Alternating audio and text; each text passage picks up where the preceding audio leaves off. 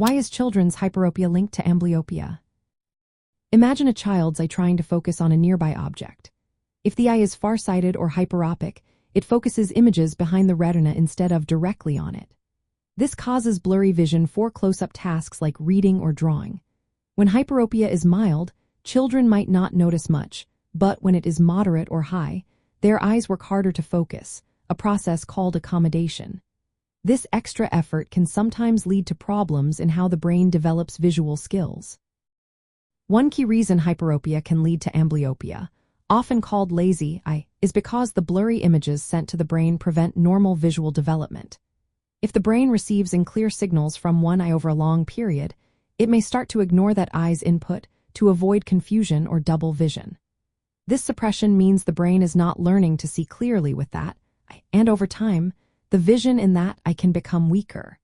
This process is what we call amblyopia. Another factor is that children with higher hyperopia, especially those with 3 or more diopters, are more likely to develop strabismus, which is when the eyes are misaligned.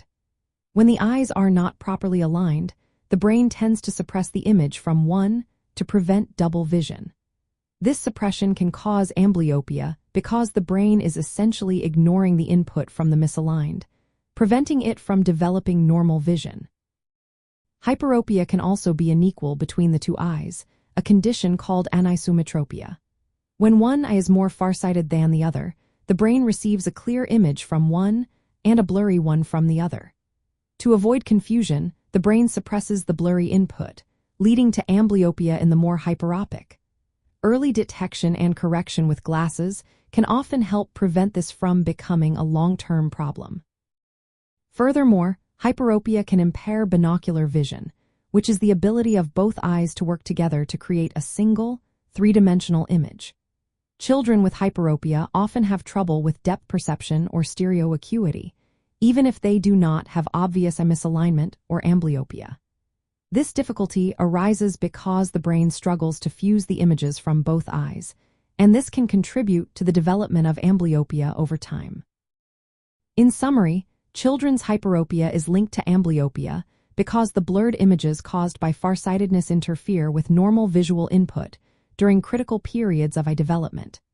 When the brain receives unclear signals, it may suppress input from the hyperopic eye, leading to weaker vision. This process can be worsened by eye misalignment and problems with binocular vision. That is why early eye exams are so important for children.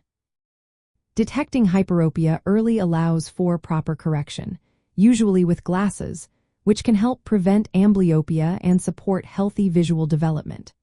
Always consult an eye care professional for personalized advice and treatment options to ensure the best possible outcome for a child's vision.